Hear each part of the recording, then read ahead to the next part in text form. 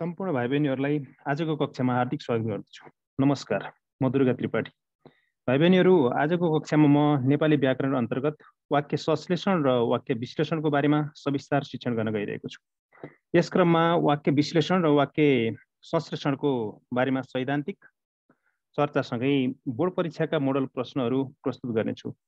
सिडिसीद्वारा प्रकाशित ग्रिड अनुसारको मोडल प्रश्नको चर्चा गर्नेछु। वाक्य संश्लेषण र विश्लेषणका नियमहरू तथा सजिला सूत्रहरू पनि प्रस्तुत गर्नेछु। पाठ्यपुस्तकको अभ्यासमा राखिएका प्रश्नहरूको उत्तर सविस्तार चर्चा गर्नेछु। वाच्य र वाच्यान्तरण एवं वर्णविन्यास सम्बन्धी अभ्यास प्रस्तुत गर्नेछु। वर्णविन्यासको मोडल प्रश्नोत्तर पनि यस शिक्षणको क्रममा प्रस्तुत गर्नेछु। अब भने लागौँ वाक्य संश्लेषण र विश्लेषणको सैद्धान्तिक चर्चातर्फ।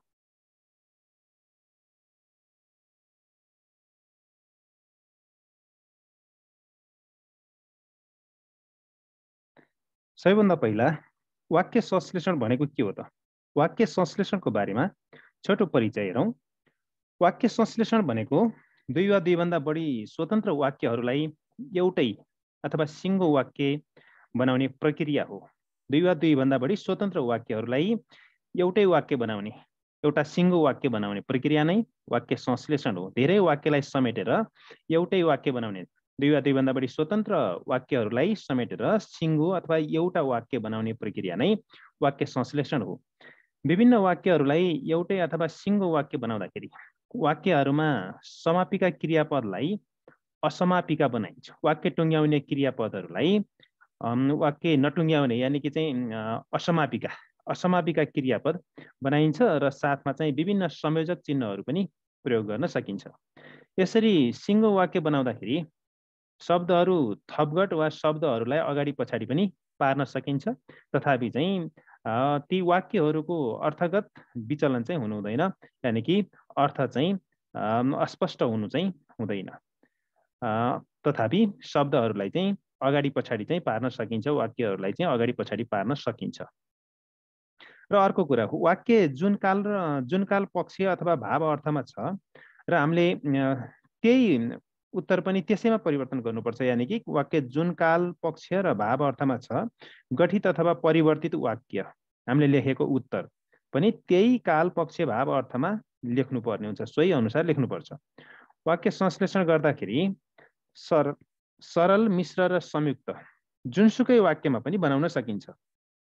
धेरै दुई वा दुईभन्दा बढी स्वतन्त्र वाक्यहरूलाई चाहिँ समेटेर एउटै सिङ्गो वाक्य बनाउने क्रममा सरल वाक्य संयोजक नराखिकन सरल वाक्य पनि बनाउन सकिन्छ लामो वाक्य बनाउने क्रममा, र मिश्र अथवा संयुक्त जुनसुकै वाक्य पनि बनाउन सकिन्छ।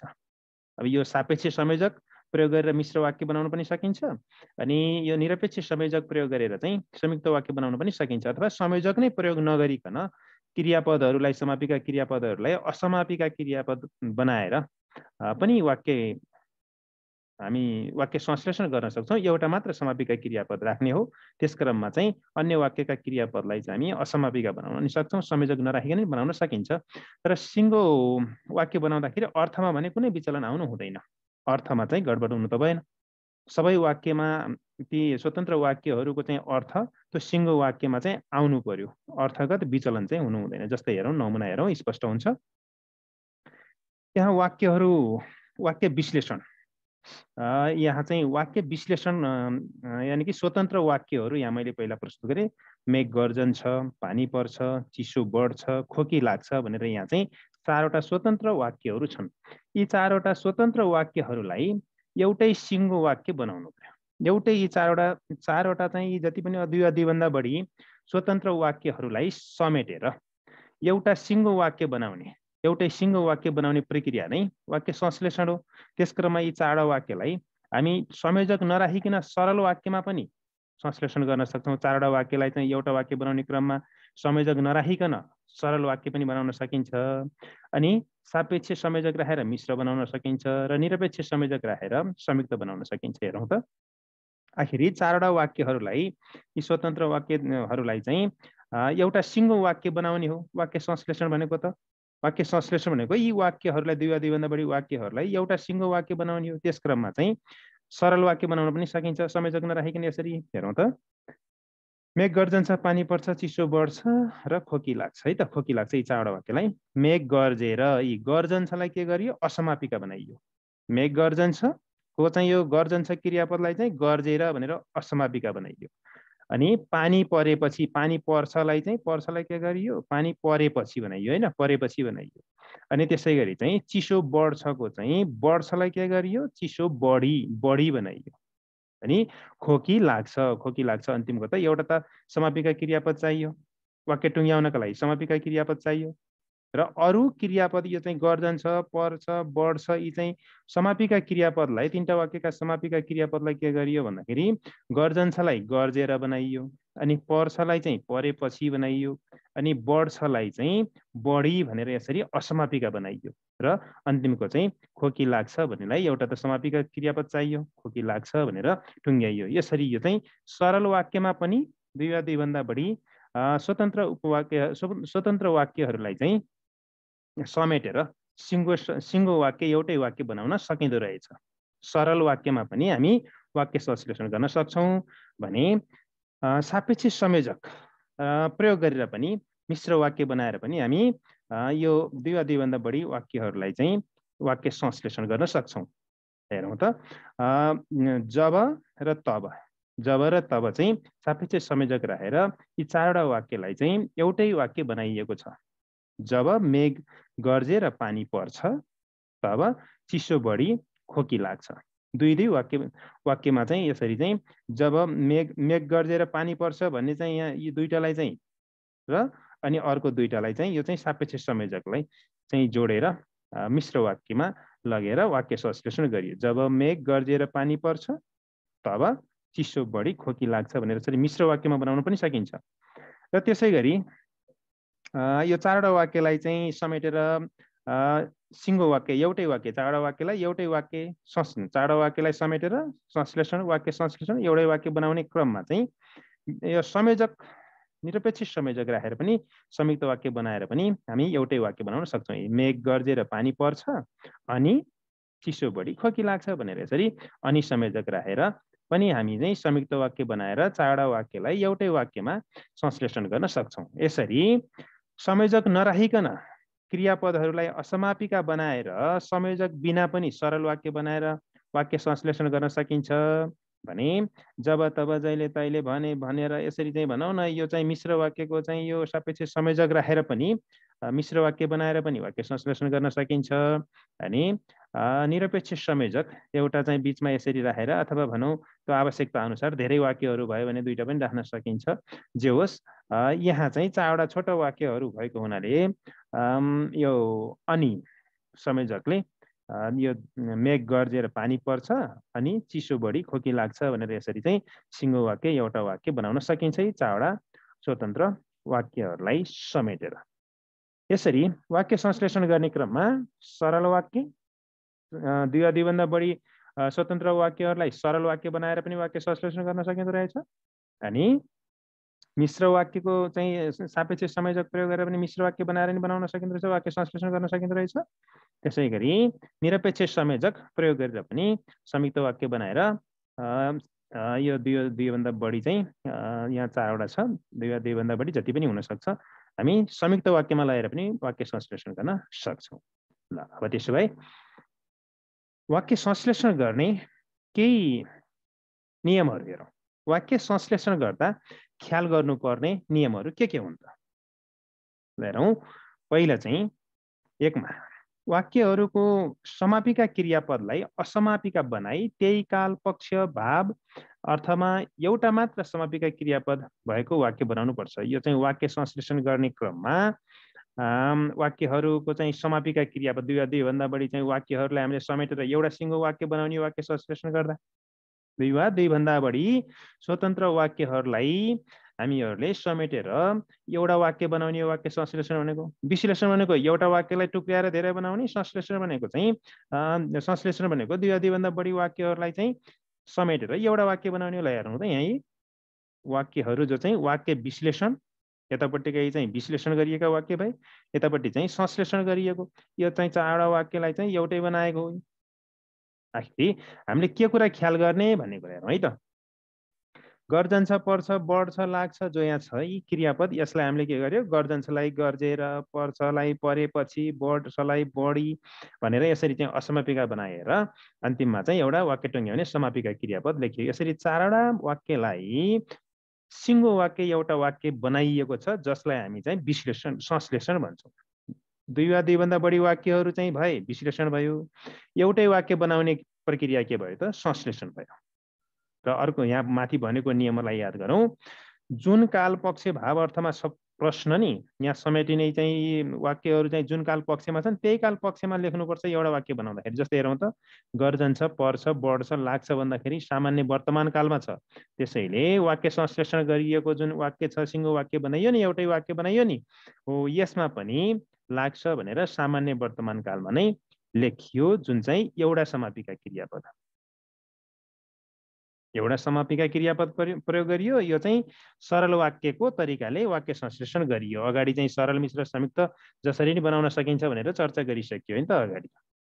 ल त्यसो भए अर्को हेरौँ, वाक्यमा कर्ता लगायतका पदहरूलाई दोहोऱ्याएर नलेख्ने, दोहोऱ्याएर लेख्न परेन। जस्तै हेरौँ, म विद्यालय जान्छु, म विद्यालयमा धेरै पढ्छु, म विद्यालयबाट 4 बजे घर आउँछु, म काम गर्छु है त, घर आएर काम गर्छु भन्ने सन्दर्भमा सरी। यसरी यहाँ चाहिँ यी चारवटा वाक्यहरू छन्, यी चारवटा वाक्यहरूको चाहिँ कर्ता के छ हेरौँ त, म छ। अब पटक पटक वाक्य यो एउटा वाक्य चारवटा वाक्यलाई एउटा वाक्य बनाउने क्रममा पटक पटक म यो कर्ता मलाई चाहिँ प्रयोग गरिरहन त परेन।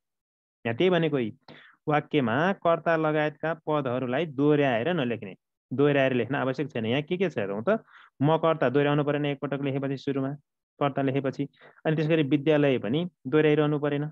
हेरौँ त, म विद्यालय जान्छु, म विद्यालयमा धेरै पढ्छु, म विद्यालयबाट 4 बजे घर आउँछु, म काम गर्छु। यसरी कर्ता सबैमा छ, म लेखेपछि फेरि दोहोऱ्याउनु परेन। म विद्यालय, विद्यालय पनि छ, त्यसपछि एकपटक लेखेपछि दोहोऱ्याउनु पर्दैन है। म विद्यालय गएर, जान्छुलाई के गरियो त, गएर, अनि धेरै पढ्छु, धेरै पढ्छुलाई के गरियो, यो पढ्छुलाई पढी, अनि 4 बजे घर आएर, आउँछु है, 4 बजे घर आउँछु भने चाहिँ यो आउँछुलाई चाहिँ 4 बजे घर आएर, आउँछुलाई आएर, अनि काम गर्छु, यसरी चाहिँ लेख्न सकिन्छ। समापिका क्रियापदहरू वाक्यमा यी चाहिँ भनौँ यी साना वाक्यहरू जो छन् नि, यी वाक्यहरूका समापिका क्रियापदलाई असमापिका बनाइयो, अनि अन्तिमको क्रियापदलाई चाहिँ समापिका नै लेख्नु पर्यो। वाक्य टुङ्ग्याउने समापिका क्रियापद एउटा चाहियो नै। त्यस क्रममा चाहिँ जुन काल पक्ष छ त्यही काल पक्ष भन्ने कुरा चाहिँ अगाडि आइसक्यो, वर्तमान छ, वर्तमानमा यी गर्छु नै लेखियो। अनि त्यसै गरी म विद्यालय भनेर पटक पटक दोहोऱ्याउने होइन, सुरुमा म विद्यालय भनेर एकपटक लेखेपछि यो अन्य वाक्यका म विद्यालय भनिरहनु पर्दैन, नलेख्ने। यसरी चारवटा वाक्यलाई एउटा वाक्य बनाइयो। दुई वा दुईभन्दा बढी वाक्यलाई समेटेर एउटा सिङ्गो वाक्य बनाउने, अर्थगत विचलन नगरिकन है। अर्थमा चाहिँ कुनै सङ्कुचन आउनु हुँदैन, फरक पर्नु हुँदैन, अर्थमा चाहिँ विचलन आउनु हुँदैन। ल त्यसै गरी अर्को हेरौँ, 3 मा सापेक्ष र निरपेक्ष संयोजकले वाक्यहरूलाई जोडेर मिश्र र संयुक्त वाक्य बनाएर वाक्य संश्लेषण गर्ने। सापेक्ष र निरपेक्ष संयोजकले वाक्यहरूलाई जोडी मिश्र र संयुक्त वाक्य बनाएर वाक्य संश्लेषण गर्न सकिन्छ भन्ने कुरा अगाडि पनि मैले चर्चा गरेको थिएँ। त्यसैलाई हेरौँ, मेघ गर्जन्छ, पानी पर्छ, चिसो बढ्छ, खोकी लाग्छ भन्ने यी चारवटा वाक्यलाई हामी सापेक्ष संयोजक प्रयोग गरेर पनि एउटा वाक्य बनाउन सक्छौँ, वाक्य संश्लेषण गर्न सक्छौँ, र निरपेक्ष संयोजकले जोडेर संयुक्त वाक्य बनाएर पनि वाक्य संश्लेषण गर्न सक्छौँ। हेरौँ त, जब मेघ गर्जेर पानी पर्छ तब चिसो बढी खोकी लाग्छ भन्दाखेरि मिश्र वाक्यमा भयो जब र तब संयोजकले जोडेर मिश्र वाक्य बनाइयो, मिश्र वाक्यमा लैयो, एउटा सिङ्गो वाक्य बनाइयो, संश्लेषण भयो चारवटा वाक्यलाई एउटै बनाइयो। यसरी मिश्र वाक्य बनाएर पनि यो वाक्य संश्लेषण गर्न सकिन्छ। अनि त्यसै गरी सापेक्ष संयोजकको प्रयोग गरेर जब तब जस्ता, अनि त्यसै गरी चाहिँ मेघ गर्जेर पानी पर्छ अनि चिसो बढी खोकी लाग्छ भनेर संयुक्त वाक्य बनाएर पनि वाक्य संश्लेषण गर्न सकिन्छ। यो निरपेक्ष संयोजक एउटा चाहिँ अनि प्रयोग गरेर हामी यसरी पनि यो संयुक्त वाक्य बनाएर एउटा वाक्य गठन गर्न सक्छौँ, एउटा वाक्यमा लैजान सक्छौँ, वाक्य संश्लेषण गर्न सक्छौँ। यहाँ चारवटा वाक्यलाई एउटा बनाइयो, र चारवटा 5, 7 र जति पनि हुनसक्छ, हामी यसरी चाहिँ सिङ्गो वाक्य बनाउन सक्छौँ। कुरा के बुझ्नु पर्यो भने यहाँ चाहिँ दुई वा दुईभन्दा बढी स्वतन्त्र वाक्यहरूलाई एउटै वाक्य बनाउने प्रक्रिया चाहिँ वाक्य संश्लेषण, र एउटा वाक्यलाई चाहिँ धेरै वाक्यमा दुई वा दुईभन्दा बढी वाक्यमा लैजाने प्रक्रिया चाहिँ विश्लेषण। है त। अहिले हामी संश्लेषणकै कुरा गर्दैछौँ। ल अब त्यसो भए यसपछि चाहिँ वाक्य विश्लेषणको बारेमा।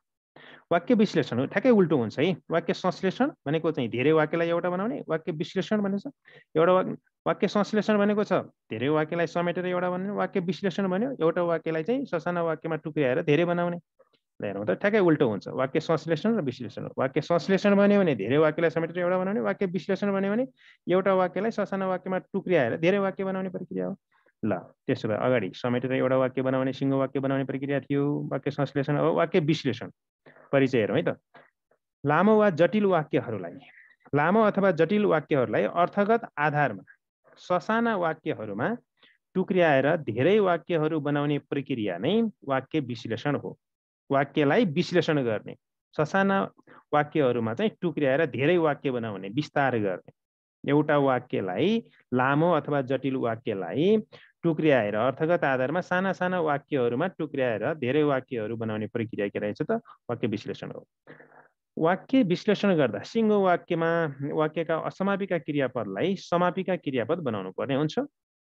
वाक्यलाई टुङ्ग्याउँदाखेरि त वाक्य टुङ्ग्याउने साना साना वाक्य बनाउँदाखेरि टुक्र्याएर साना साना वाक्य धेरै वाक्य बनाउँदाखेरि त वाक्य हुनको लागि त समापिका क्रियापद चाहियो है त। त्यसैले समापिका क्रियापद लेख्नुपर्ने हुन्छ। अनि संयोजकहरू प्रयोग भएका छन् भने ती संयोजकहरूलाई हटाउनुपर्छ। यसरी सिङ्गो वाक्यलाई लामो वाक्यलाई जटिल वाक्यलाई ससाना वाक्यहरूमा टुक्र्याउँदाखेरि कर्ता लगायतका वाक्यका पदहरू टुक्र्याइएका वाक्यमा लेख्नुपर्ने हुन्छ। कर्ता पनि राख्नुपर्छ, कर्ता पनि हुनु पर्यो, समापिका क्रियापद पनि हुनु पर्यो। वाक्य हुनलाई कर्ता अनुसार क्रिया हुनु पर्यो, कर्ताको लिङ्ग वचन पुरुष आधार अनुसार क्रिया हुनुपर्छ। वाक्य चाहिँ प्रश्नको वाक्य जुन काल पक्ष र भाव अर्थमा छ टुक्र्याइएका वाक्यहरू पनि सोही काल पक्ष भाव अर्थमा लेख्नुपर्छ। वाक्य विश्लेषण गर्दा टुक्र्याइएका वाक्यहरूमा अर्थगत विचलन आउनु हुँदैन। ल हेरौँ त। वाक्य संश्लेषण सिङ्गो वाक्यलाई हामी विश्लेषण गर्छौँ, वाक्य विश्लेषण गर्छौँ, धेरै वाक्यमा लैजान्छौँ। यहाँ हेरौँ, रामले विदेश गएर राम्रो जागिर खाई धेरै पैसा कमायो अनि स्वदेश फर्केर घरेलु उद्योग खोल्यो भन्ने यो वाक्य एउटा वाक्य छ, सिङ्गो वाक्य छ। यो सिङ्गो वाक्यभित्र साना साना वाक्यहरू छन्, धेरै छन्, दुईभन्दा बढी साना साना वाक्यहरू छन्। यहाँ असमापिका क्रियापदको प्रयोग गरेर एउटै वाक्य बनाइएको हो।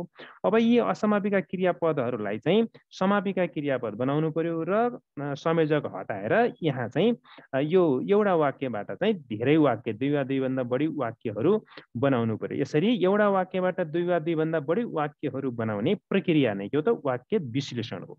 ल यहाँ हेरौँ त। राम विदेश गएर भन्ने छ नि, यो गएर असमापिका क्रियापद हो।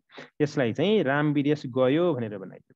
अनि राम्रो जागिर खाई भनेको छ नि, राम्रो जागिर खाएर खाई यसरी यहाँ आउन सक्छ। राम्रो जागिर खायो उसले, राम्रो जागिर खायो रामले, राम्रो जागिर खायो भनेर अर्को वाक्य बनाइयो।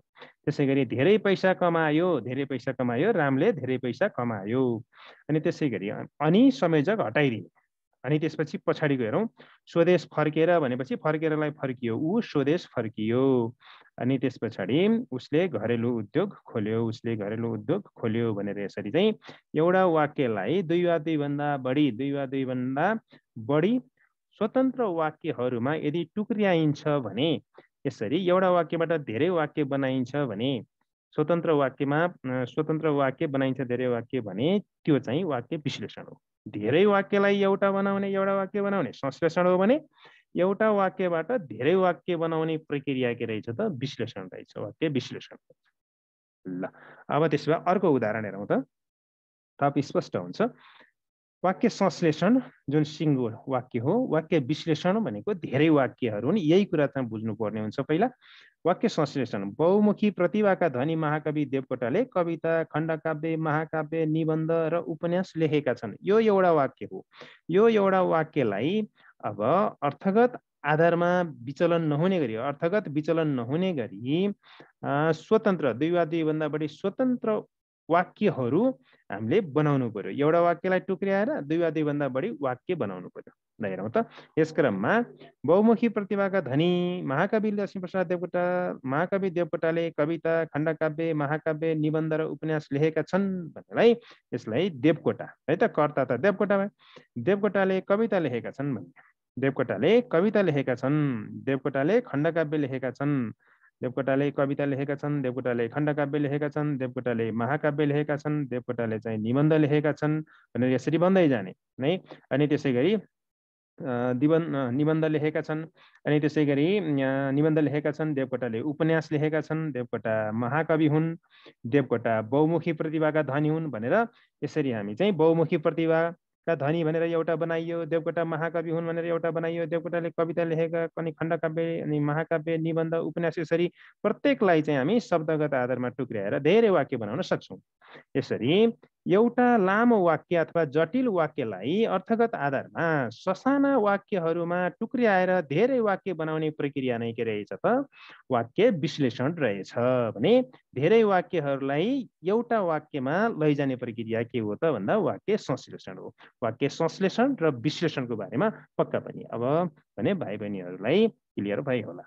अब त्यसो भए हामी यही वाक्य विश्लेषणको सन्दर्भमा केही ख्याल गर्नुपर्ने नियमहरू हेरौँ। ठ्याक्कै उल्टो छ है, वाक्य संश्लेषण र विश्लेषणको चाहिँ नियमहरू र यो चाहिँ प्रक्रिया परिभाषा ठ्याक्कै उल्टो हुन्छ है।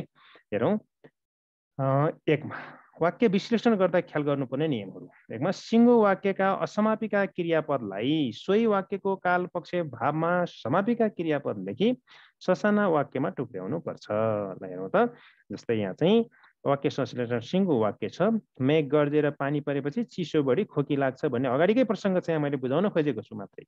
हेरौँ, मेघ गर्जेर पानी परेपछि चिसो बढी खोकी लाग्छ भन्दाखेरि मेघ गर्जन्छ, पानी पर्छ, चिसो बढ्छ, खोकी लाग्छ भन्ने चाहिँ यहाँ चाहिँ क्रियापदहरू यसरी चाहिँ यो गर्जेरलाई गर्जन्छ, गर्जन्छ, परेपछि पर्छ, अनि बढीलाई बढ्छ, लाग्छ, यसरी यहाँ चारवटा वाक्य छन्।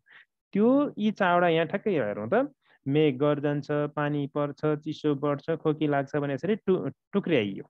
एउटा सिङ्गो वाक्यलाई यहाँ चाहिँ भएका असमापिका क्रियापदहरू गर्जेर, परेपछि, बढी भन्ने यी असमापिका क्रियापदहरूलाई गर्जन्छ, पर्छ, बढ्छ भनेर समापिका क्रियापद बनाइयो। र अर्को कुरा, यहाँ यो सिङ्गो वाक्य सामान्य वर्तमान कालमा छ, जुन काल पक्ष भाव अर्थमा छ त्यसैमा लेख्नुपर्छ भन्ने कुरा हो। यहाँ सामान्य वर्तमान छ, त्यसैले टुक्र्याइएका वाक्यहरू पनि सबै केमा लेखियो त भन्दाखेरि त्यही सामान्य वर्तमान कालमा नै लेखियो। यसरी सिङ्गो वाक्यलाई जटिल वाक्य अथवा सिङ्गो वाक्य लामो वाक्यलाई टुक्र्याएर अर्थगत आधारमा चाहिँ स्वतन्त्र वाक्यहरूमा यसरी टुक्र्याइन्छ भने, यो धेरै वाक्य बनाइन्छ भने यो चाहिँ वाक्य विश्लेषण भयो। यसरी हामी सिङ्गो वाक्यका असमापिका क्रियापदलाई सोही वाक्यको यो चाहिँ जुन काल पक्ष छ त्यही काल पक्षमा चाहिँ वाक्य टुङ्ग्याउने क्रियापद असमापिका क्रियापदलाई समापिका क्रियापद बनाएर वाक्य टुक्र्याएर धेरै वाक्य बनाएर ससाना वाक्यमा लेख्छौँ भने त्यो चाहिँ विश्लेषण।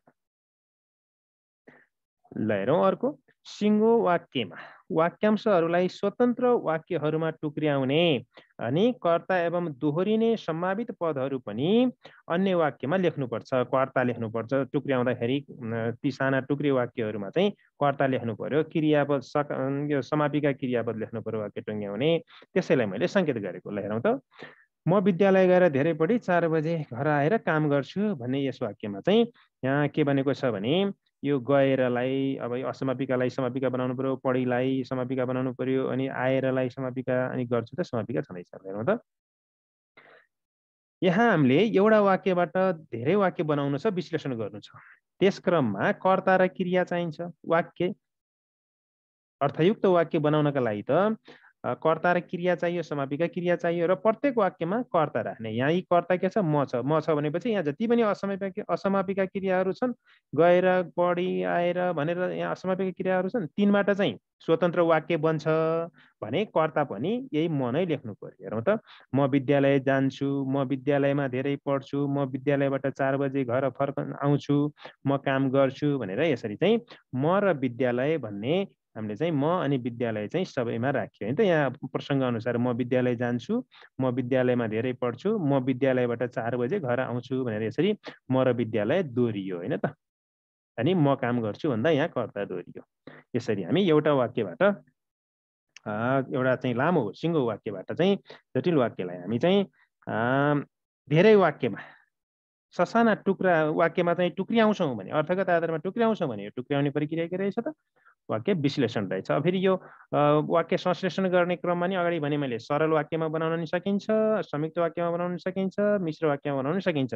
यहाँ लामो देखेर फेरि चाहिँ यो लामो वाक्य हुँदैमा फेरि अब यो जटिल अथवा चाहिँ के भन्छ भने संयुक्त मिश्र भन्न मिल्दैन। यहाँ संयोजक छैन त। संयोजक नभएपछि त्यो त सरल वाक्य हो। एउटा मात्र वाक्य टुङ्ग्याउने क्रियापद चाहिँ गर्छु। त्यसैले समापिका क्रियापद एउटा भएको र कुनै पनि संयोजक नभएको यो वाक्य त सरल वाक्य नै हो जति लामो भए पनि, है त। ल त्यसै गरी 3 मा सापेक्ष र निरपेक्ष संयोजकले जोडेका जटिल वाक्यहरूका संयोजक हटाएर स्वतन्त्र वाक्यहरू गठन गर्नुपर्छ। सापेक्ष र निरपेक्ष संयोजकले जोडेका जब तब जहिले तहिले यो चाहिँ सापेक्ष होइन र वा अनि पनि त्यसैले भन्ने निरपेक्ष संयोजकहरूले जोडेका ती चाहिँ जटिल वाक्यहरू छन् भने ती संयोजक हटाएर संयोजक चिन्हहरू हटाएर स्वतन्त्र वाक्यहरू गठन गर्नुपर्ने हुन्छ। स्वतन्त्र वाक्यहरू बनाउनु पर्ने हुन्छ टुक्र्याएर संयोजक हटाउने अनि त्यसपछि स्वतन्त्र वाक्यहरू गठन गर्ने। जुन काल पक्षमा छ त्यही काल पक्षमा लिएर त जब मेघ गर्जेर पानी पर्छ तब चिसो बढी खोकी लाग्छ भन्ने यस वाक्यलाई चाहिँ हामी वाक्य विश्लेषण गर्दाखेरि जब र तब भन्ने सापेक्ष संयोजक हटाउँछौँ अनि त्यसपछि मेघ गर्जेर भनेको ठाउँमा चाहिँ गर्जेर चाहिँ भनेछ त्यसलाई हामी समापिका बनाउँछौँ असमापिका। यो गर्जेर असमापिका हो। यसलाई समापिका बनाउँदाखेरि वाक्य नटुङ्ग्याउने क्रियापद असमापिका भयो, वाक्य टुङ्ग्याउने क्रियापद समापिका भयो होइन त। मेघ गर्जेर भनेको छ भने हामी मेघ गर्जन्छ भनेर एउटा बनाउँछौँ। पानी पर्छ भन्ने पानी पर्छ भइहाल्यो होइन त। अनि चिसो बढी भनेको छ चिसो बढीलाई चिसो बढ्छ भनेर एउटा वाक्य बनायो। अनि त्यसरी खोकी लाग्छ त खोकी लाग्छ त्यही भइहाल्यो है, जब र तब हटाइहाल्यो। अनि त्यसै गरी संयुक्त वाक्यको चाहिँ अनि संयोजक हटाउने हो। अनि संयोजक हटाउने हेरौँ मेघ गर्जेर भनेको ठाउँमा चाहिँ मेघ गर्जन्छ भयो, पानी पर्छ भइहाल्यो, अनि संयोजक हटाइयो। चिसो बढी भनेको चिसो बढ्छ खोकी लाग्छ भनेर यसरी चाहिँ त्यही अनुसार लेख्न सकियो। यी चारवटा वाक्यलाई हामी यो वाक्य संश्लेषण गर्ने क्रममा चाहिँ यसरी चाहिँ मिश्र वाक्य बनाएर नि समेट्न सक्छौँ, एउटा वाक्य बनाउन सक्छौँ, संयुक्त वाक्य बनाएर नि सिङ्गो वाक्य बनाउन सक्छौँ।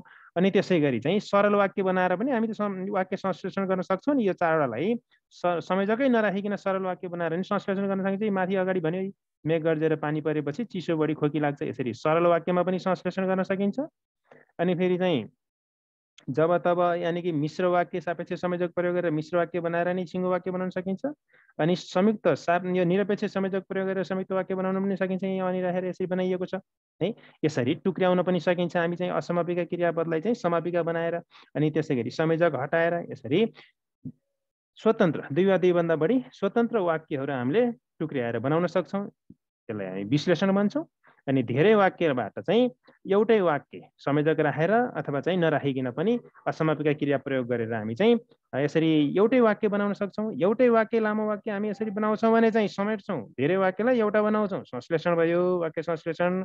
एउटा वाक्यबाट धेरै वाक्य बनाउँछौँ टुक्र्याएर भने त्यो चाहिँ विश्लेषण भयो। ल अब हेरौँ अरू भाषा तत्त्व अन्तर्गत चाहिँ हामी अभ्यासमा है अभ्यासमा यानि कि पाठ 10 मा चाहिँ जो अभ्यास भाषा तत्त्व अन्तर्गत राखेको अभ्यास छ वाक्य संश्लेषण र विश्लेषण वाच्य छ अनि वर्णविन्यास पनि छ हो त्यसलाई अब हामी चर्चा गरौँ। उदाहरणमा दिए जस्तै गरी वाक्य संश्लेषण गर्नुहोस्।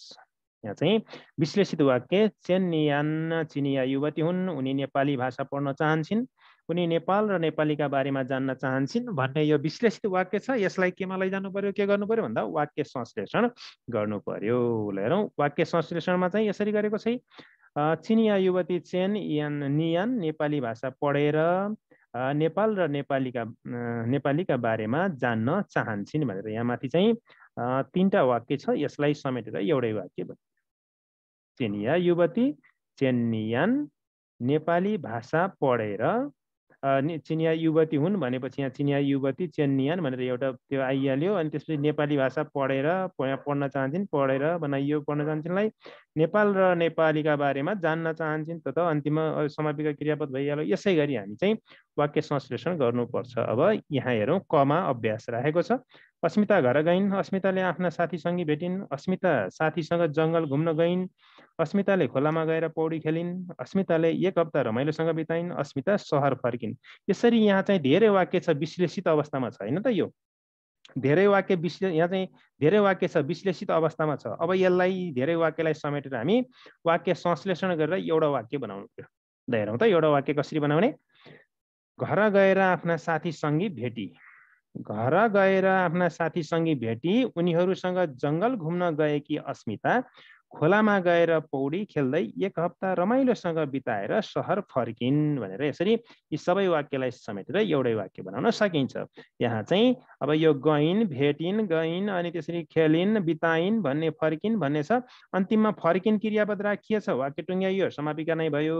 अरू सबैलाई चाहिँ के गर्ने त असमापिका बनाउने। जस्तै यहाँ चाहिँ भेटिनलाई भेटी, अनि गएकी बनाइयो, अनि त्यसै गरी गएर बनाइयो, अनि खेल्दै बनाइयो। यसरी चाहिँ असमापिका क्रियापद, यो समापिका क्रियापदलाई असमापिका बनाएर सिङ्गो वाक्य बनाउन सकिन्छ। र अर्को कुरा मैले अगाडि पनि भने, यहाँ चाहिँ यी सबै चाहिँ सामान्य भूतमा छ। जुन काल पक्ष हो त्यही काल पक्षमा जाने, फर्किन त फर्किन नै भइहाल्यो, यस भूतमै भइहाल्यो है, सामान्य भूतमा। ल अर्को हेरौँ।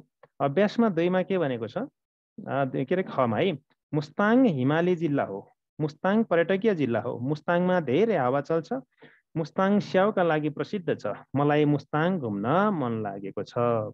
त्यसो भए यस वाक्यलाई चाहिँ हामी भनौँ न, यी वाक्यहरूलाई 2 वा 2 भन्दा बढी 1, 2, 3, 4, 5वटा वाक्य छ है। यो 5वटा वाक्यलाई एउटै वाक्य बनाउनु पर्यो।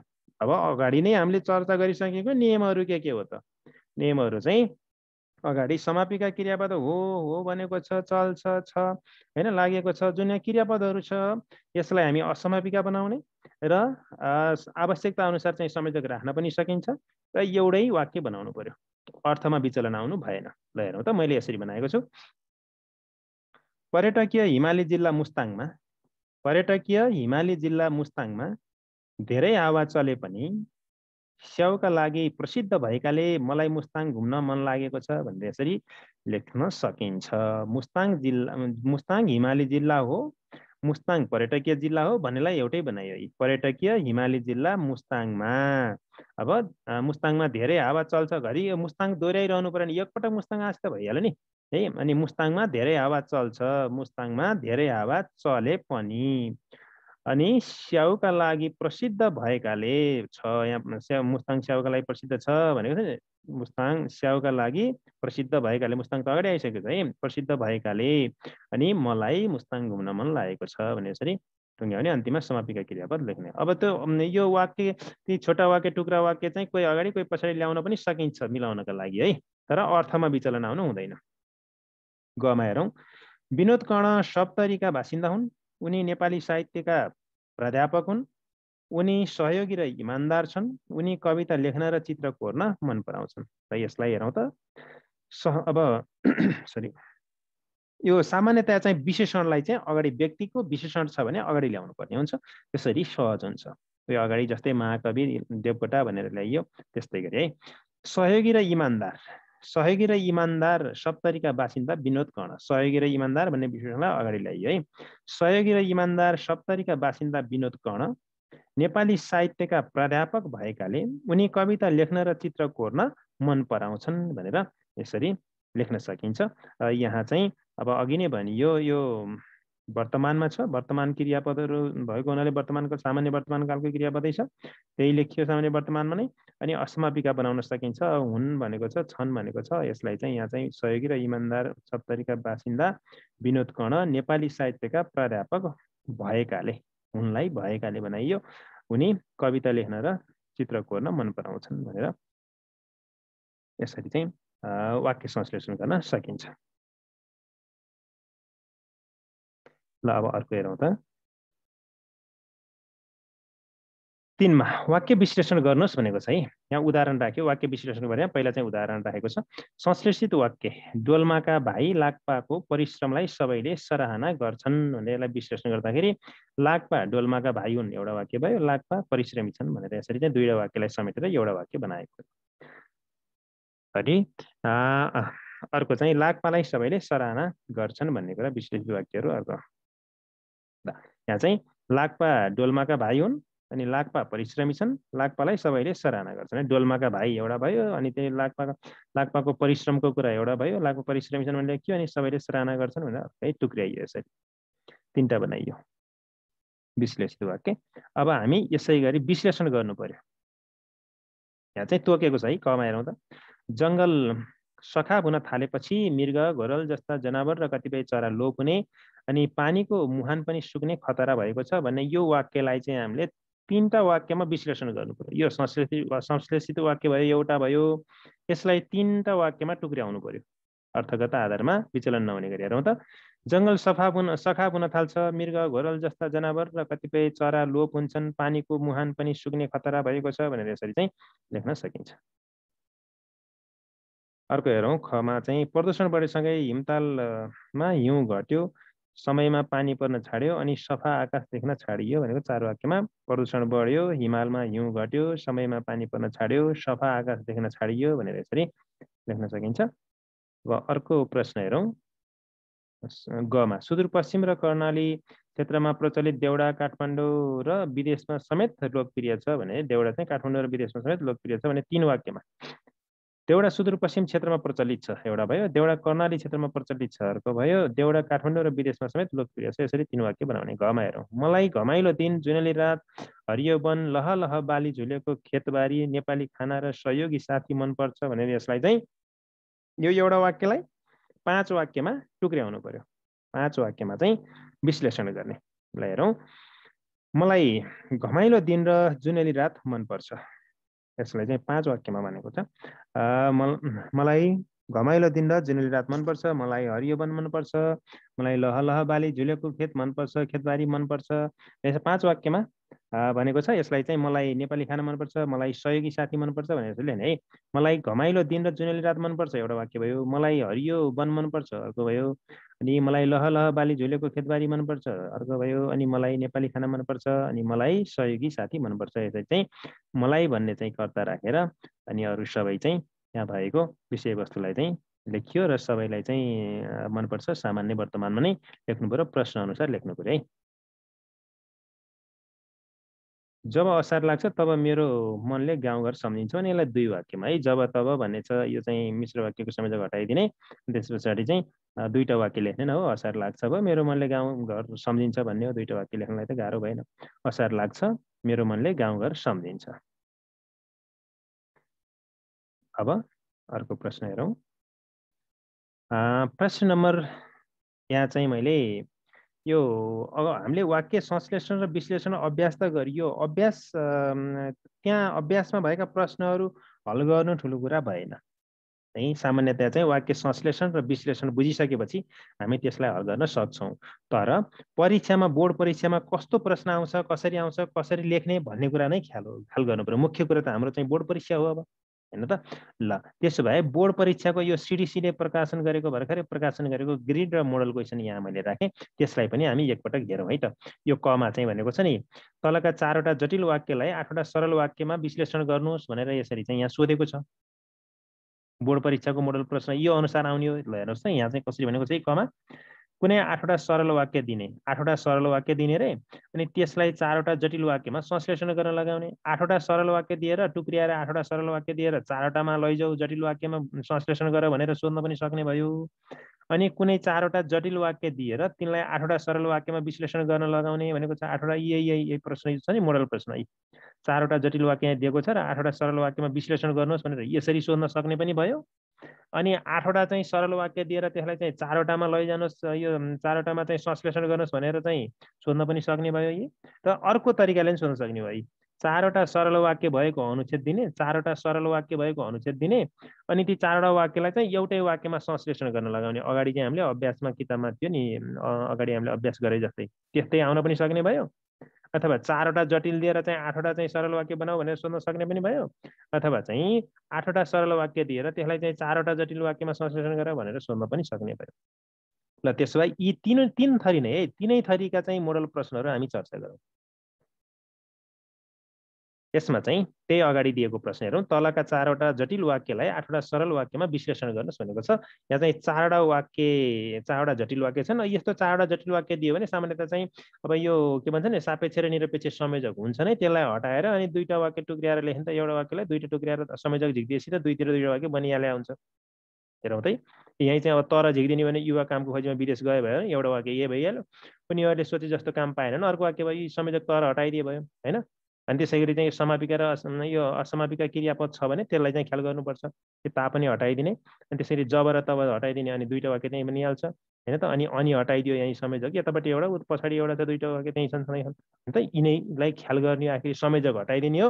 अनि असमापिका क्रिया छ भने त्यसलाई चाहिँ समापिका बनाइदिने हो। ल यसलाई हामी चाहिँ 8वटा वाक्य बनाउँ। ल हेरौँ त। युवा कामको खोजमा विदेश गए तर उनीहरूले सोचे जस्तो काम पाएनन् भन्दाखेरि यो तर हटाइदिएपछि यहाँ दुईवटा वाक्य बनेन त। युवाहरू कामको खोजमा विदेश गए एउटा भयो, अनि अर्को पछाडिको उनीहरूले सोचे जस्तो काम पाएनन्, दुईवटा वाक्य भइहाल्यो। अब दोस्रोमा जाउँ। जीवन सुधारका लागि धेरै प्रयास गरे भने चाहिँ उनीहरूले जीवन, यहाँ उनीहरू छ नि, युवाहरूको प्रसङ्ग छ नि त, उनीहरूले कर्ता राख्नु पऱ्यो है। उनीहरूले जीवन सुधारका लागि धेरै प्रयास गरे एउटा वाक्य भयो, अनि तापनि हटाइदिउँ। अनि समस्या जिउका तिउ नै रह्यो भनेको छ नि, आखिर जिउका तिउ नै समस्या रहेको त उनीहरूको होइन त, उनीहरू कर्ता हो नि। उनीहरूको समस्या जिउका तिउ नै रह्यो भनेर लेख्ने। अब अर्कोमा जाउँ। जब र तब छ नि, जब र तब हटाइदिउँ, त्यसपछि यहाँ दुईवटा वाक्य बनिहाल्यो नि। राष्ट्रले त्यो समस्या थाहा पायो, राष्ट्रले युवाहरूको समस्या थाहा पायो। अनि त्यस पछाडि चाहिँ अर्को, युवाहरूलाई विदेशबाट झिकाई के भन्छ स्वरोजगार बनायो, त त्यही भइहाल्यो होइन। राष्ट्रले युवाहरूलाई विदेशबाट झिकाई स्वरोजगार बनायो, त्यो भइहाल्यो। अब अन्तिम वाक्य हेरौँ त। विदेश जानेको सङ्ख्यामा उल्लेख्य कमी आयो, अनि हटाइदिउँ त। अनि हटाइदिएपछि यो संयोजकभन्दा अगाडि एउटा वाक्य छ, पछाडि एउटा वाक्य छ। अनि संयोजक हटाइदिने, अगाडिको वाक्य छुट्टै लेख्ने, पछाडि वाक्य छुट्टै लेख्ने, त्यही त हो नि। ल हेरौँ त। विदेश जानेको सङ्ख्यामा उल्लेख्य कमी आयो, त्यही होइन, विदेश जानेको सङ्ख्यामा उल्लेख्य कमी आयो। अनि पछाडि संयोजक पछाडि अर्को चाहिँ विदेश जानेको आकर्षण घट्यो, त्यही लेख्ने हो, विदेश जानेको आकर्षण घट्यो। यसरी चाहिँ 8वटा वाक्य लेख्न सकिन्छ। 4वटा जटिल वाक्य दियो भने त्यसलाई 8वटा टुक्र्याउँदाखेरि यो तरिकाले लेख्ने। ल यो चाहिँ मोडल क्वेसनमै भयो। अनि यस्तो यस्तो नआइकन अर्को पनि आउन सक्छ नि त। यस्तो हेरौँ त। तलका 4वटा सरल वाक्यलाई एउटा वाक्यमा संश्लेषण गर्नुहोस्। तलका 4वटा सरल वाक्यलाई एउटा वाक्यमा संश्लेषण गर्नुहोस् भनेर यसरी पनि त सोध्न सक्छ के नि। त्यही आउँछ भने, त्यही मोडल क्वेसनमा भएको त्यही आउँछ भन्ने छैन नि, ग्रिड अनुसार आउने हो। 3 तरिकाले आउँछ। हेरौँ त। यो तरिकाले सोध्यो भने तलका 4वटा सरल वाक्यलाई एउटा वाक्यमा संश्लेषण गर्नुहोस् भन्यो भने यसलाई चाहिँ मेरो विद्यालय गाउँका सिरानमा छ, त्यहाँको वातावरण शान्त छ, त्यहाँ अनुशासनलाई चाहिँ प्राथमिकता दिएको छ, त्यहाँ नियमित पढाइ हुन्छ भन्ने यो छ नि। यो 4वटा वाक्यलाई एउटा वाक्य बनाउने, संश्लेषण गर्ने। हेरौँ त यसरी मैले यहाँ चाहिँ 3टै तरिकाले राखेको छु है। यो 3टा तरिका जुन बनाए पनि हुन्छ। हेरौँ। अब 3टा तरिका, अब 3टा वाक्य, 3टा तरिका भन्दा नि 3टा वाक्य बनाएको छु यहाँ। यो तरिकाले वाक्य संश्लेषण गरी 3टा जुन लेख्दा नि भयो। अब यसलाई संयोजक नराखिकन यसरी बनाएँ मैले, संयोजक नराखिकन बनाउन सकियो। अथवा अगाडि चाहिँ भनियो नि, के अरे सापेक्ष संयोजक र निरपेक्ष संयोजक राखेर पनि बनाए हुन्छ, त्यसरी पनि बनाउन सकिन्छ। संयुक्त र मिश्र वाक्य बनाउँदाखेरि पनि त एउटै हुन्छ नि, त्यसलाई त हामीले अगाडि नै चर्चा गरिसकेको छ। त्यसरी बनाउँदा पनि हुन्छ, होइन संयोजक नै नराखिकन यसरी बनाए पनि भयो। हेर्नु त, अगाडि पछाडि जता पार्नु सकिन्छ। तपाईँहरूको चाहिँ अलिकति अगाडिको पछाडि लान मिल्ने कि नमिल्ने, त्यो गल्ती हुन्छ कि भन्ने हुन्छ नि, हो त्यस्तो सोच दुविधा नहोस् भनेर मैले यो चाहिँ फरक फरक तरिकाले बनाइदिएको छु। ल हेर्नुहोस् है। गाउँको सिरानमा अवस्थित मेरो विद्यालयको वातावरण शान्त भएकाले त्यहाँ अनुशासनलाई प्राथमिकता दिई नियमित पढाइ हुन्छ भनेर यहाँ चाहिँ मैले यो सजिलो यो सरल तरिकाले, यहाँ जस्तो छ त्यस्तै तरिकाले बनाएको छु। हेरौँ त। गाउँको सिरानमा अवस्थित, मैले यहाँ यो सिरियल्ली गएको छु, पहिलो दोस्रो तेस्रो चौथो, यहाँ चाहिँ कर्मश गरेर बनाएको यो वाक्य। गाउँको सिरानमा अवस्थित, गाउँको सिरानमा अवस्थित मेरो विद्यालयको वातावरण शान्त भएकाले, यहाँसम्म गयो भने त शान्त छ भनेलाई भएकाले बनाइयो है त। हेरौँ। गाउँको सिरानमा अवस्थित मेरो विद्यालयको वातावरण शान्त भएकाले, दुईटा वाक्य गयो नि त। अब त्यहाँ अनुशासनलाई प्राथमिकता दिइएको छलाई दिई बनाए होइन, दिई नियमित पढाइ हुन्छ, त्यहाँ त आइसकेको छ त्यहाँ त होइन त। त्यसैले दोहोऱ्याइरहनु परेन है, पटक पटक दोहोऱ्याउने होइन। एउटा वाक्य बनाउँदाखेरि सुरुमा आयो भने होइन, एकपटक आएपछि दोहोऱ्याउनु पर्दैन। त्यसैले नियमित पढाइ हुन्छ, त्यहाँ दोहोऱ्याउनु परेन। यसरी गाउँको सिरानमा अवस्थित मेरो विद्यालयको वातावरण शान्त भएकाले त्यहाँ अनुशासनलाई प्राथमिकता दिई नियमित पढाइ हुन्छ भनेर यो तरिकाले लेखे पनि भयो। यो सर र कर्मश जाँदाखेरि पनि भयो, नत्र अगाडि र पछाडि लाँदाखेरि पनि हुन्छ। हेरौँ त, मैले दोस्रो अगाडि र पछाडि राखेर बनाएको छु। अनुशासनलाई भनेर यहाँबाट सुरु गरेको छु। अनुशासनलाई प्राथमिकता दिई नियमित पढाइ हुने शान्त वातावरण भएको मेरो विद्यालय गाउँको सिरानमा छ भन्दाखेरि दोस्रो पनि झन् राम्रो बनेको छ है त। दोस्रो पनि राम्रो बनेको छ है, ठ्याक्कै मिलेको छ। अनि फेरि यस्तै गरी अर्को तरिकाले पनि बनाएको छ। हेर्नु त, अगाडि पछाडि। गाउँको सिरानमा रहेको मेरो विद्यालयमा, गाउँको सिरानमा रहेको मेरो विद्यालयमा अनुशासनलाई प्राथमिकता दिई नियमित पढाइ हुने भएकाले त्यहाँको वातावरण शान्त छ भनेर यसरी यो तीनटै वाक्य ठिक छ, तीनटै वाक्य सही छ। यसरी हामी यो वाक्यलाई अर्थगत विचलन नआउने गरी, अर्थगत विचलन अर्थमा चाहिँ फरक नपर्ने गरी अगाडिको पछाडि र पछाडिको अगाडि ल्याएर पनि यसरी चाहिँ वाक्य गठन गर्न सकिन्छ एउटै वाक्य बनाउने क्रममा। र यसका अतिरिक्त फेरि चाहिँ संयोजक राखेर पनि बनाउन सकिन्छ। संयुक्त र मिश्र संयोजक मिश्रको चाहिँ मिश्र वाक्य बनाउन सकिन्छ हैन। सापेक्ष र निरपेक्ष संयोजक राखेर पनि हामी वाक्य बनाउन सक्छौँ। र त्यसरी नगरिकन यसरी चाहिँ क्रियापदलाई चाहिँ असमापिका बनाएर पनि बनाउन सकिन्छ। यो तीनटै वाक्य भाइ बहिनीहरूलाई दुविधा नहोस् भनेर तीनटै वाक्य चाहिँ तीनटै ठिक छ। यो तीनटै तरिकाले अगाडि पछाडि राखेर बनाउन सकिन्छ है त। ल यसरी पनि आउन सक्ने भयो। अनि त्यस्तै गरी ल त्यस पछाडि चाहिँ अभ्यासमै गएँ म। पाठ्यपुस्तकको अभ्यासमा चाहिँ 3 मा चाहिँ के छ हेरौँ त। भाषा तत्त्व पाठ 10 को भाषा तत्त्व 3 मा चाहिँ दिएको अनुच्छेदबाट कर्तृ कर्म र भाववाच्यका वाक्य पहिचान गरी तालिकामा देखाउनुहोस्। ल यसलाई चाहिँ तालिकामा देखाउनु पर्यो। अब कर्तृ कर्म र भाव, अब मैले यहाँ एउटा कुरा भन्नु पर्यो। कर्तृ कर्म र भाव वाच्यको सन्दर्भमा मैले यहाँ चाहिँ वाच्यलाई यहाँ चाहिँ प्रस्तुत गरिन, सैद्धान्तिक चर्चा गरिन। किनभने वाच्यको सन्दर्भमा पहिले नै मैले त्यो सबै कर्तृवाच्य, कर्मवाच्य, भाववाच्य यो तीनटैलाई समेटेर विस्तृत रूपमा चर्चा गरेर भिडियो राखेको छु। त्यसलाई तपाईँहरूले हेर्नुहोस्, हेर्नुपर्छ है। त्यो सैद्धान्तिक चाहिँ चर्चा र ती प्रशस्त उदाहरणहरू मैले चाहिँ व्यापक चर्चा गरेर त्यो चाहिँ एउटा बनाइसकेको छु। त्यो तपाईँहरूले एकपटक हेर्नुहोस्। त्यो हेरेपछि तपाईँलाई वाच्य चाहिँ क्लियर हुन्छ, वाच्यमा कुनै दुविधा रहँदैन। त्यस पछाडि बल्ल यो अभ्यास गर्न सकिन्छ। ल त्यसो भए कर्तृवाच्य भनेको चाहिँ कर्ता प्रमुख हुने, कर्ताको लिङ्ग वचन पुरुष आधार अनुसार क्रियापद लेखिने, कर्ता अनुसार क्रियापद लेखिएको छ भने त्यो चाहिँ कर्तृवाच्य हो। त्यो कर्म, सकर्मक, अकर्मक दुवै हुन्छ। कर्मवाच्य भनेको कर्म अनुसार क्रिया, कर्मको लिङ्ग वचन पुरुष आधार अनुसार क्रियापद लेखिने वाक्य नै कर्तृवाच्य हो भने भाववाच्यमा चाहिँ कर्म हुँदैन। कर्ता कर्म दुवै, यो कर्ता राखियो भने चाहिँ अब बाटाद्वारा लगाउने भन्ने कुरा हो। कर्म पनि बाटाद्वारा लगाउन सकिन्छ कर्ता राखियो भने। भावमा चाहिँ कर्तामा राखियो भने बाटाद्वारा लगाउने, नत्र भने सामान्यतया चाहिँ अकर्मक भाववाच्य भनेको अकर्मक क्रियाको प्रयोग हुन्छ। के र कसलाई प्रश्नको उत्तर आउँदैन, अकर्मक क्रियाको प्रयोग हुन्छ।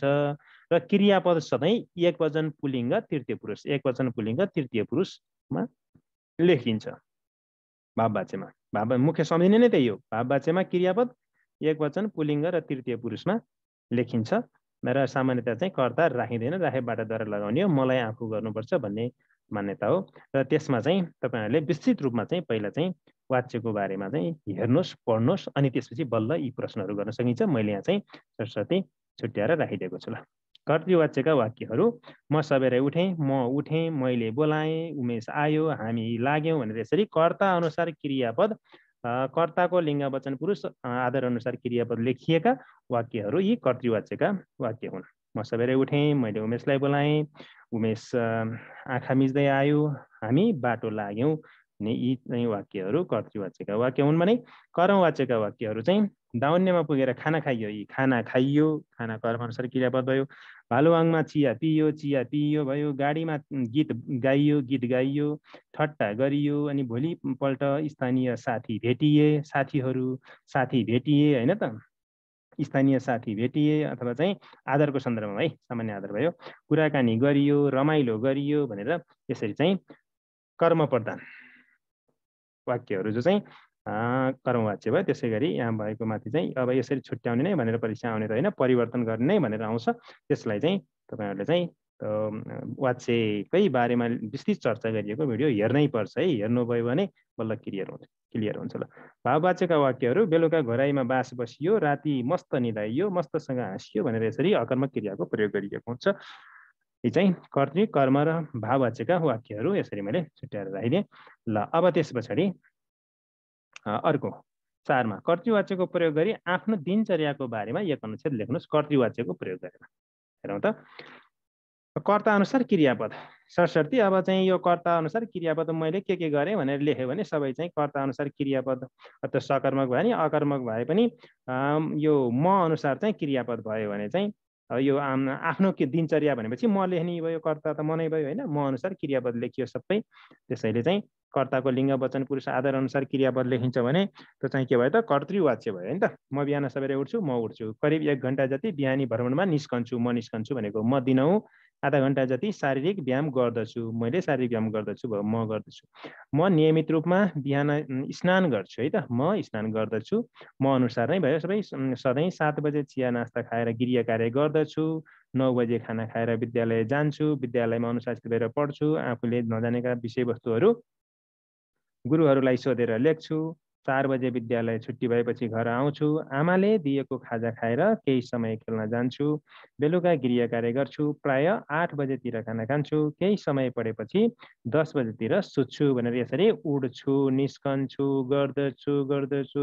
गर्दछु भयो, जान्छु, पढ्छु, लेख्छु, आउँछु, अनि जान्छु, गर्छु, खान्छु, सुत्छु, यी सबै क्रियापदहरू कर्ता अनुसार, कर्ताको लिङ्ग वचन पुरुष आधार अनुसार लेखिएका क्रियापदहरू, यहाँ चाहिँ म अनुसार लेखिएको, म कर्ता अनुसार लेखिएका क्रियापदहरू हुन्। त्यसैले कर्म भए पनि नभए पनि, सकर्मक अकर्मक जे जस्ता क्रियापदहरू भए पनि यी सबै वाक्यहरू के हुन् त भन्दा कर्तृवाच्यका वाक्य हुन्।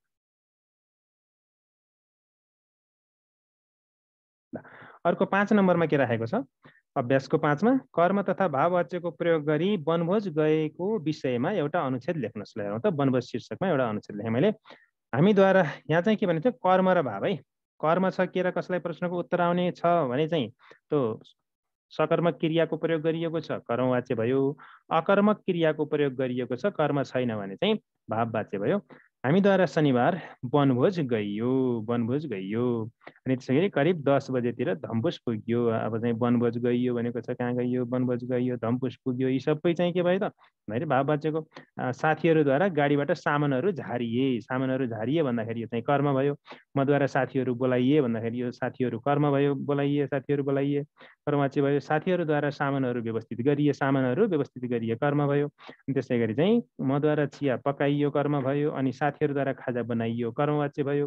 हामीद्वारा खाजा खाइयो, कर्मवाच्य भयो। खाजा खाएपछि रामद्वारा खसी काटियो, कर्मवाच्य भयो। बहिनीहरूद्वारा चाहिँ तरकारी केलाइयो, पकाइयो, तरकारी केलाइयो, पकाइयो भनेपछि कर्मवाच्य भयो। साथीहरूद्वारा मासु पकाइयो, कर्मवाच्य भयो। मधुद्वारा खाना खाइयो, कर्मवाच्य। अनि हामीद्वारा रमाइला गीतहरू गाइएका थिए भनेपछि बहुवचन, यो चाहिँ बहुवचन कर्म छ, त्यसैले चाहिँ होइन गीतहरू गाइएका थिए, कर्म भयो, कर्मवाच्य। अनि मद्वारा साथीहरू नचाइएका थिए, साथीहरू नचाइएका थिए, कर्मवाच्य भयो। अनि त्यसरी साथीहरू नचाहिएका थिए। अनि अर्जुनद्वारा चाहिँ मादल बजाइएको थियो, मादल बजाइएको थियो भयो, कर्म।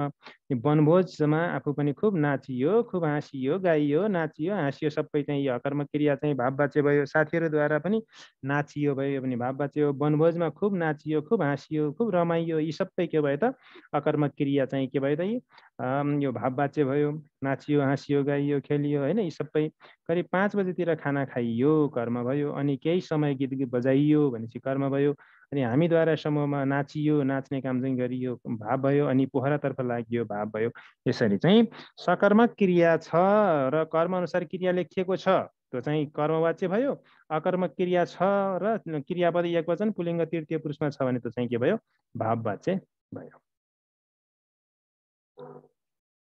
अब भने हेरौँ 6 मा दिएको अनुच्छेदलाई कर्तृवाच्यमा परिवर्तन गर्नुहोस्। यो अनुच्छेदलाई चाहिँ कर्तृवाच्यमा परिवर्तन गर्नु पर्यो र कर्तृवाच्यमा परिवर्तन गर्दाखेरि यहाँ चाहिँ यो जति पनि छ यहाँ सबै भाववाच्यका वाक्यहरू छन् र कर्तृवाच्यमा लैजाने भनेको छ। कर्तृवाच्यमा लैजाँदाखेरि कर्ता अनुसार, कर्ताको लिङ्ग वचन पुरुष आधार अनुसार क्रियापद लेख्नुपर्छ। यहाँ कर्ता छैन, कर्ता छैन भने कर्तृवाच्यमा चाहिँ उपयुक्त कर्ता लेखेर कर्ताको लिङ्ग वचन पुरुष आधार अनुसार क्रियापद लेख्ने हो। त्यसैले यहाँ सबैमा चाहिँ मैले म राखेँ, म अनुसार चाहिँ क्रियापद भयो है। मैले जीवनमा धेरै दुःख सुख भोगेँ, मैले धेरै अनुभव गरेँ, म कहिले खुसीले हाँसेँ, म कहिले साथीहरूसँग चाहिँ साथीभाइसँग नाचेँ, म देश विदेश घुमेँ, मैले दुःख र अभावलाई झेल्दै विद्यालयमा पढेँ, मैले आफै खर्च जुटाएर उच्च शिक्षा हासिल गरेँ, मैले सबैको भलो सोचेँ, मैले कहिल्यै कसैको चित्त दुखाइनँ, मैले कहिल्यै कसैको अहित चिताइनँ, मैले सकेसम्म अरूको भलाइ हुने काम गरेँ, मैले जीवन सङ्घर्ष हो भन्ने कुरा सिकेँ, अब पनि इमान्दार भएर बाँच्नेछु, अब पनि म इमान्दार भएर बाँच्नेछु, म कर्तव्य कहिल्यै भुल्दिनँ, म अन्याय सहन्न, म अरूमाथि अन्याय गर्दिनँ भनेर यसरी चाहिँ कर्तामा चाहिँ अब यो म राखियो, म अनुसार चाहिँ सबैमा म अनुसार क्रियापद भयो है। त्यसैले यी सबै चाहिँ कर्तृवाच्यका वाक्यहरू भए उत्तरमा। त्यस पछाडि चाहिँ अर्को हेरौँ 7 मा दिएको अनुच्छेदलाई कर्म र भाववाच्यमा परिवर्तन गर्नुहोस्। कर्म छ भने कर्मवाच्यमा हुन्छ, कर्म छैन भने भाववाच्यमा हुन्छ। त्यसैले यहाँ चाहिँ मैले परिवर्तन गरेँ। उत्तर हेरौँ। विसन र अनुपमाद्वारा पुस्तकालय गइयो अनि विसनद्वारा कथाका किताब छानिए, अनुपमाद्वारा मौसम विज्ञान सम्बन्धी किताब छानियो। त्यसपछि उनीहरूद्वारा पुस्तकालयबाट बाहिर निस्कियो, उनीहरूद्वारा कलेजको भोजनालयमा पसियो, विसनद्वारा दही चिउरा खाइयो, अनुपमाद्वारा चिउरा तरकारी खाइयो। त्यसपछि उनीहरूद्वारा कक्षाकोठामा आइयो, गुरुआमाद्वारा वाच्य पढाइयो भनेर यसरी चाहिँ लेख्न सकिन्छ। त्यस पछाडि चाहिँ कुनै एक प्रश्नको उत्तर दिनुहोस्। यहाँ चाहिँ वाच्यको प्रसङ्गमा है, यो बोर्ड इक्जामको चाहिँ मोडल क्वेसनको चाहिँ प्रश्न है। तलका दिएका वाक्यहरू, तल दिएका वाक्यहरूको वाच्य परिवर्तन गर्नुहोस्। यसरी चाहिँ 4 नम्बरको एउटा गर्ने हो। 4 नम्बर 8 नम्बर प्रश्न नम्बर 8 नम्बरमा कुनै एक प्रश्नको उत्तर दिने भनेर त्यस सन्दर्भमा चाहिँ पहिला चाहिँ वाच्य हुन्छ 4 अङ्कको है त। हेरौँ वाच्य परिवर्तन गर्ने। यसपालि जाडो बिदामा पोखरा घुम्न जान्छौँ, पोखराको लेक साइडको रिसोर्टमा बस्छौँ, बेगनास र फेवातालमा डुङ्गा पनि चढ्छौँ, 3 दिनको बसाइपछि आफ्नो घर फर्कन्छौँ। यसलाई चाहिँ मोडल क्वेसन हो। वाच्यको सन्दर्भमा यसरी आउँछ भनेको चाहिँ कर्तृकर्म र भावमध्ये कुनै एक वाच्यका 4वटा वाक्य दिएर अर्को वाक्यमा परिवर्तन गर्न लगाउने भनेर यो माथिको तरिकाले, अथवा 4वटा वाक्यको अनुच्छेद दिई ध्रुवीयताका आधारमा चाहिँ करण र अकरण सोध्ने। करण र अकरण र वाच्यमा एउटा आउने रहेछ है, कि करण र अकरण आउँछ कि वाच्य आउँछ। अब यहाँ चाहिँ वाच्य आयो भने चाहिँ यो 4वटा कर्तृकर्म र भावमध्ये कुनै एक वाच्यका 4वटा वाक्य दिई अर्को वाक्यमा परिवर्तन गर्न ल। वाच्य आयो भने यही तरिकाले आउँछ। यिनीहरू यसै गरी 4वटा वाक्य दिएर चाहिँ अर्को वाच्यमा परिवर्तन गर्ने भनेर 4 नम्बरको प्रश्न आउँछ। यसलाई चाहिँ कसरी लेख्ने त हेरौँ त। त्यसको लागि चाहिँ वाच्य चाहिँ पढ्नै पर्छ है। वाच्यको सैद्धान्तिक र चाहिँ ती सूत्रहरू सबै चाहिँ कसरी लेख्ने भनेर अलि बढी प्र्याक्टिस गर्नुपर्छ, अभ्यास गर्नुपर्छ, नत्र भने चाहिँ सकिँदैन। र यसको लागि अघि नै मैले भनिसकेँ, तपाईँले एकपटक चाहिँ वाच्यसँग सम्बन्धित मैले विस्तृत चर्चा गरेको भिडियो छ, त्यसलाई चाहिँ एकपटक हेर्नुहोस्। विस्तारमा हेर्नुभयो भने सब क्लियर हुन्छ वाच्य सम्बन्धी, कुनै दुविधा रहँदैन। त्यसो भए यसलाई हेरौँ त ल। तलको दिएको वाक्यको वाच्य परिवर्तन गर्नुहोस्। यसको उत्तर हेरौँ त। यसपालि जाडो बिदामा पोखरा घुम्न जान्छौँ भनेछ नि, यसपालि जाडो बिदामा पोखरा घुम्न गइन्छ। अनि अर्को चाहिँ पोखराको लेक साइडको रिसोर्टमा बस्छौँ, पोखराको लेक साइडको रिसोर्टमा बसिन्छ। बेगनास र फेवातालमा डुङ्गा पनि चढ्छौँ, बेगनास र फेवातालमा डुङ्गा पनि चढिन्छ। 3 दिनको बसाइपछि आफ्नो घर फर्कन्छौँ, 3 दिनको बसाइपछि आफ्नो घर फर्किन्छ भनेर यसरी चाहिँ भाववाच्यका वाक्यमा हामीले लैयो है। यहाँ चाहिँ सबै के छ त, जान्छौँ, बस्छौँ, चढ्छौँ, फर्कन्छौँ भनेको यो सबै चाहिँ कर्तृवाच्यका वाक्य हुन् र यसलाई चाहिँ हामीले भाववाच्यमा चाहिँ उत्तर लेखियो यसरी। ल अब त्यसो भए अर्को हेरौँ। शुद्ध गरी लेख्नुहोस्। यो चाहिँ अभ्यासकै है, पाठ्य पुस्तकै अभ्यासकै 8 प्रश्न नम्बर 8 मा चाहिँ भाषा तत्त्वको प्रश्न नम्बर 8 मा चाहिँ शुद्ध गरी लेख्नुहोस् भनेको छ।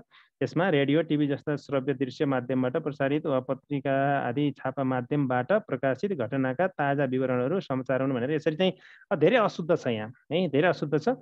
त्यसमा चाहिँ मैले यो सच्याएर लेखेँ यसरी।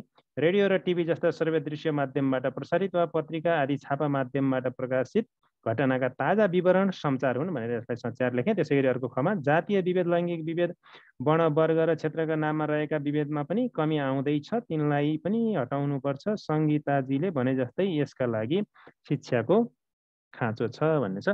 यसलाई चाहिँ मैले सच्याएर लेखेँ। हेर्नुहोस् अब यहाँ माथि चाहिँ अशुद्ध छ, तल चाहिँ त्यसैलाई एक एक गरेर हेर्नुहोस्, स्पष्ट भइहाल्छ। जातीय विभेद, लैङ्गिक विभेद, वर्ण, वर्ग र क्षेत्रका नाममा रहेका विभेदमा पनि कमी आउँदैछ, तिनलाई पनि हटाउनुपर्छ। सङ्गीताजीले भने जस्तै यसका लागि शिक्षाको खाँचो छ भनेर यसरी शुद्ध गरेर लेख्न सकिन्छ। यहाँ माथि चाहिँ अशुद्ध छ, त्यसलाई एक एक गरेर हेर्नुहोस् कसरी लेख्नुपर्ने रहेछ भन्ने कुरा, शुद्ध शब्द के रहेछ भन्ने कुरा स्पष्ट भइहाल्छ। र यसपछि चाहिँ यो मोडल प्रश्नमा है, अहिलेको जो पाठ्यक्रम विकास, नेपाल सरकार पाठ्यक्रम विकास केन्द्रले बोर्ड परीक्षामा सोधिने प्रश्नको चाहिँ 12 कक्षाको बोर्ड परीक्षामा चाहिँ यो सोधिने परीक्षाको चाहिँ मोडल क्वेसन यानि कि नमुना प्रश्न पत्र प्रकाशित गरेको छ। त्यो प्रश्न पत्रमा चाहिँ भएको यो प्रश्न हो र यो प्रश्न चाहिँ 3 अङ्कको है। शुद्ध गरी पुनर्लेख्नुहोस् 2, प्रश्न नम्बर 2 मा आउँछ नि, प्रश्न नम्बर 2 मा शुद्ध गरी पुनर्लेखन गर्नुहोस् भन्ने यो प्रश्नमा चाहिँ 3 अङ्कको आउँछ र यसमा चाहिँ यहाँ उत्तर त मैले लेखिसकेँ र यो उत्तरमा चाहिँ यो आउँछ कसरी कति गल्ती हुन्छ भन्ने अगाडि पनि मैले चर्चा गरेको छु। यहाँ गल्ती कतिवटा छन् के छन् भन्ने कुरा चाहिँ यो ख्याल गर्नुपर्छ। मुख्य कुरा यही नै हो है। यसलाई ख्याल गरियो भने मात्रै हामी चाहिँ परीक्षामा चाहिँ अशुद्धलाई चाहिँ शुद्ध गर्न सक्छौँ र 3 अङ्क पाउन सक्छौँ। होइन भने चाहिँ बढी घटी कति छ कुन कति आउँछ भन्ने कुरा। जस्तै चाहिँ यहाँ हेरौँ त वर्णहरू अक्षरहरू ब र ओ अथवा स यो तालव्य स अनि यो के भन्छ भने मूर्धन्य स दन्त्य स अनि त्यसै गरी यो व्यञ्जन र स्वरमा चाहिँ ए यज्ञ य होइन ऐन य ए त्यसै गरी चाहिँ न अण अनि छ क्ष अनि ज्ञ ज्ञ यसरी चाहिँ यो अक्षरहरू हेर यहाँ जति मैले भने नि अहिले यिनै अक्षरहरू मध्ये 2टा अक्षर गल्ती हुन्छ परीक्षा। यिनै अक्षरहरू मध्ये परीक्षामा 2टा गल्ती हुन्छ। अनि ह्रस्व दीर्घ मात्रा चाहिँ धेरै गल्ती हुँदैन। हामी चाहिँ ओहो ह्रस्व दीर्घ भनेपछि त धेरै गल्ती हुन्छ भन्ने सोच्छौँ। तर परीक्षाको क्वेसनमा प्रश्नमा ह्रस्व दीर्घ मात्र 2टा गल्ती हुन्छ। त्यसमा पनि ह्रस्व दीर्घ 2टा मात्रै गल्ती हुन्छ, अरू गल्ती हुँदैन मात्रा है। ह्रस्व चाहिँ एउटा गल्ती हुन्छ, ह्रस्व एउटा हुन्छ अनि दीर्घ एउटा हुन्छ। त्यति कुरा ख्याल गर्नु पर्यो। ह्रस्व एउटा गल्ती हुन्छ मात्रा र दीर्घ मात्र एउटा गल्ती हुन्छ। त्यसमा पनि अर्को कुरा याद गर्नु पर्यो कि एउटा चाहिँ इकारबाट गल्ती हुन्छ, अर्को उकारबाट गल्ती हुन्छ। यही भनिरहेको छ हेर्नुहोस् त मात्रा ह्रस्व इकार उकारबाट एउटा, ह्रस्व इकार र उकारबाट एउटा। ह्रस्व इकार आउन पनि सक्छ, उकार आउन पनि सक्छ। ह्रस्व इकार आयो भने उकार चाहिँ दीर्घ हुन सक्छ है त। अनि दीर्घबाट चाहिँ इकार आयो भने ह्रस्व उकार हुन सक्छ। हो त्यसरी ख्याल गर्ने। त्यसरी ख्याल गरियो भने ठ्याक्कै मिल्छ, कति फरक पर्दैन है त। त्यसो भए अब एउटा नर्मली के सोच्नुहोस् भने ह्रस्व दीर्घमा चाहिँ 2टा गल्ती हुँदो रहेछ।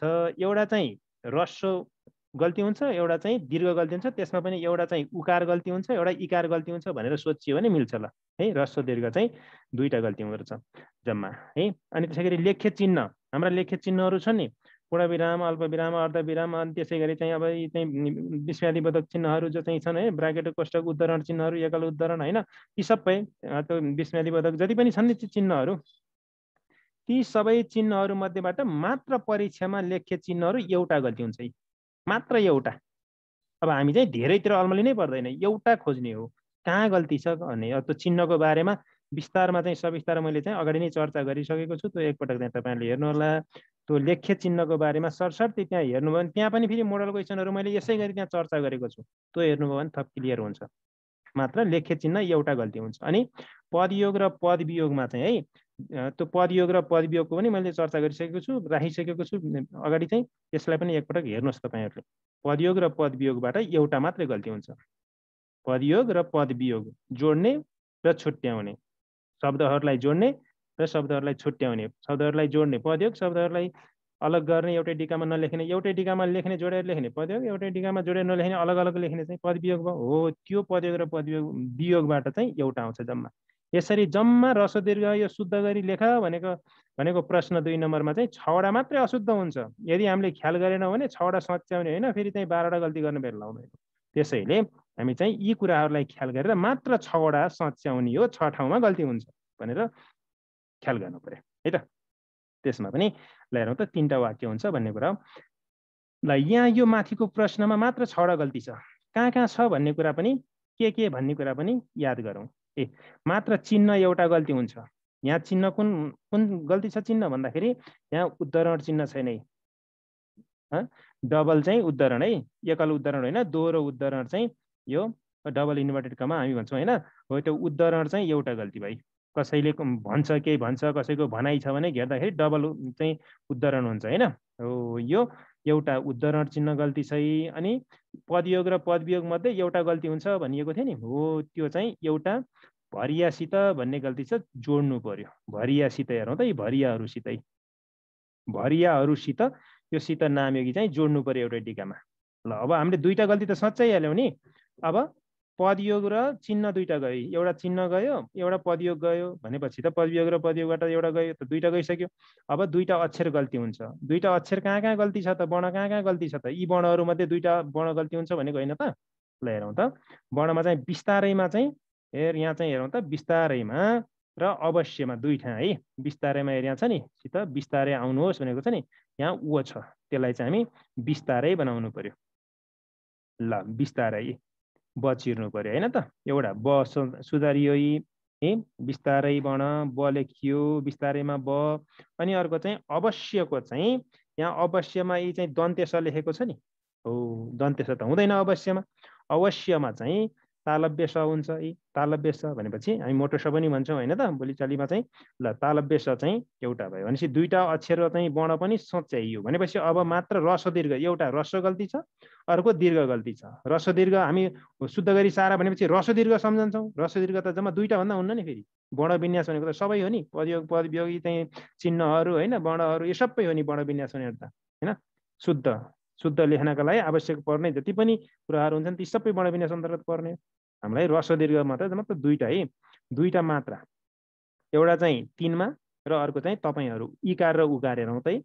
एउटा चाहिँ 3 मा गल्ती भयो, यी 3 हामी 3 भनेको छ नि, यो 3 त सर्वनाम हो होइन त। अगाडि ती भएपछि सर्वनाम हो, पछाडिबाट ती भएपछि बल्ल चाहिँ इकार दीर्घ भएपछि होइन, तको इकार दीर्घ भएपछि बल्ल 3 चाहिँ होइन अङ्क भयो। ल 3 जना यो 3 एउटा 3 सच्याइयो यी। अब 3 इकार सच्याइयो भनेपछि अर्को उकार उ हुनु पर्यो। उ गल्ती छ कहाँ छ अब उ हेरौँ त। उकार एउटा इकार गल्ती अर्को उकार गल्ती, एउटा ह्रस्व एउटा दीर्घ होइन त। हो उकारमा चाहिँ तपाईँहरूको रु चाहिँ ह्रस्व छ, तपाईँहरूको रु ह्रस्व छ, उकार ह्रस्व भयो, यसलाई उकारलाई दीर्घ गर्नु पर्यो। उकार दीर्घहरूको उकार दीर्घ गरियो। हेर्नु त यो चाहिँ साथीहरूमा जहिले पनि रु चाहिँ दीर्घ हुन्छ है। यो रु दीर्घ रु हो, यो रु ह्रस्व रु हो। रुमा ख्याल गर्नुपर्छ है। यो हरूको रु दीर्घ रु हुन्छ, तर यहाँ चाहिँ रु चाहिँ ह्रस्व रु लेख्यो, त्यसै गरी यो उकार चाहिँ दीर्घ बनाउनु पर्यो, रको उकार दीर्घ गर्नु पर्यो होइन त। ल 3 एउटा भयो, अर्को चाहिँ हरूको रु दीर्घ उकार अर्को भयो। यसरी 6 वटा गल्ती छ र तपाईँहरूले बोर्ड परीक्षामा पनि यसै गरी चिन्ह एउटा अनि पदयोग र पदवियोग मध्ये एउटा अनि वर्णहरू चाहिँ यो हामीले अगाडि भन्यौँ नि ब व स स यी चाहिँ हेरी अक्षरहरू मध्येबाट चाहिँ दुईटा गल्ती अनि एउटा ह्रस्व गल्ती एउटा दीर्घ गल्ती, त्यसमा पनि इकार एउटा उकार एउटा गरेर 6 वटा गल्ती, 6 वटा अशुद्ध हुन्छ। यसरी ख्याल गर्नुभयो भने गल्ती हुने सम्भावना हुँदैन, सबै मिल्छ। 3 अङ्क नै पाउनुहुन्छ तपाईँहरूले। ल त भाइ बहिनीहरू आजलाई यति नै भयो। अर्को कक्षामा म पाठ 11 लिएर उपस्थित हुनेछु। आजलाई यति नै, धन्यवाद।